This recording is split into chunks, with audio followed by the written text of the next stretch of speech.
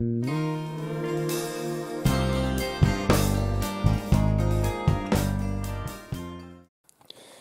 Leute,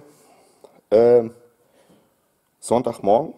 Wir wollen nächste Woche, also sprich eigentlich war das geplant, morgen den LKW zum Lackierer zu bringen. Aber guckt mal hier, was steht da? Richtig, ein Schweißapparat. Warum? Ich habe die Hütte jetzt so weit entkernt. Als ich die Sitze ausgebaut habe, habe ich mal so eine ganz kleine Roststelle entdeckt. Das Bild gab es auf Instagram. Ich habe mir schon gedacht, dass da jetzt irgendwas noch kommen kann.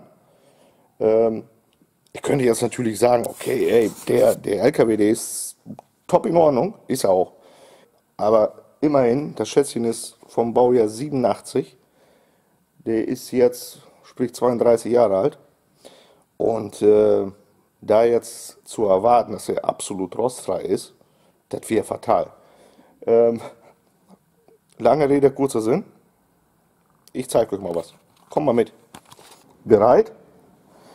So, nachdem ich die Sitze entfernt habe, aus meinen kleinen Roststellen ist das hier entstanden.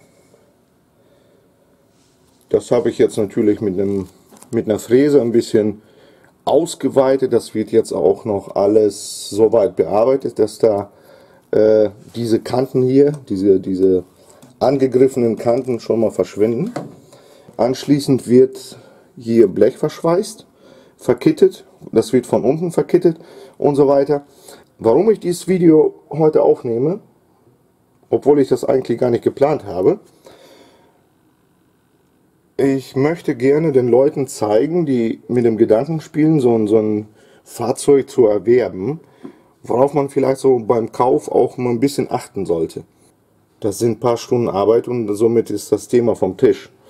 Aber es kann definitiv auch schlimmer sein, weil dieser Schaden, der ist nämlich vorprogrammiert. Und zwar gibt es unterm Fahreraus eine Verstrebung oder beziehungsweise zwei Verstrebungen. Da unten ist die nächste. Die sind dafür da, um die Stellen, wo die Sitzkonsole im Fahrerhaus befestigt wird, die wird ja mit 4 M10 Schrauben befestigt, zu stabilisieren. So, diese Verstärkung, die ist aber so konzipiert, dass hier halt Dreck rein kann.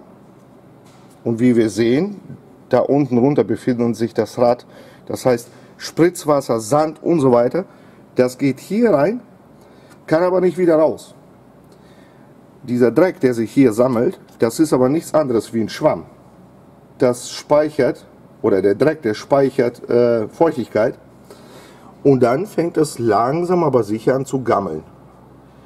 Wenn man da jetzt nicht drauf achtet und die Dinge nicht versiegelt, kann es durchaus zu Folgeschäden kommen, die wesentlich größer sind wie diese hier. Und das ist unabhängig, ob das 120, 25, 90, 16 oder wie die alle heißen. Das wird jeder Magirus haben aus den Baujahren. Ich weiß es zwar nicht, aber ich kann es mir nicht vorstellen, dass bei anderen Modellen das anders gelöst ist. So, was wollte ich euch noch zeigen? Ach ja, man liest hier immer wieder in den Foren, dass bei den Modellen Kupplungsnehmer und Kupplungsgeberzylinder öfters ein Problem darstellen. Was passiert mit der Farbe, wenn ein Kupplungsgeberzylinder undicht wird? Das hier. Wie man sieht, die rote Farbe, die ist angegriffen. Das ist jetzt überhaupt nicht schlimm, weil das Blech an sich, das ist noch voll intakt, ja, überall. Ich habe es überall abgekloppt. Es sind keine Durchrostungen da. Wichtig ist aber, dass die Bremsflüssigkeit, die hier aus dem Zylinder rausläuft, wenn euch das mal passieren sollte, Teppich hoch oder beziehungsweise die Gummimatte hoch, das muss pikosauber sein. Ansonsten, die Farbe ist weg und es frisst. Die Bremsflüssigkeit, die frisst unwahrscheinlich. Wo man das auch noch sehen kann, ist bei uns am Nehmerzylinder. Da war diese Leitung undicht. Und hier ist genau dasselbe. Die Farbe, die kannst du so vom Getriebe runternehmen. Wie gesagt, das ist nicht allzu schlimm. Das werden wir jetzt auch mit Hochdruckreiniger alles abdampfen. Dann wird das Getriebe neu lackiert, damit es nach wie vor so schön bleibt wie der Rest vom LKW. Das war's mit dem heutigen Video.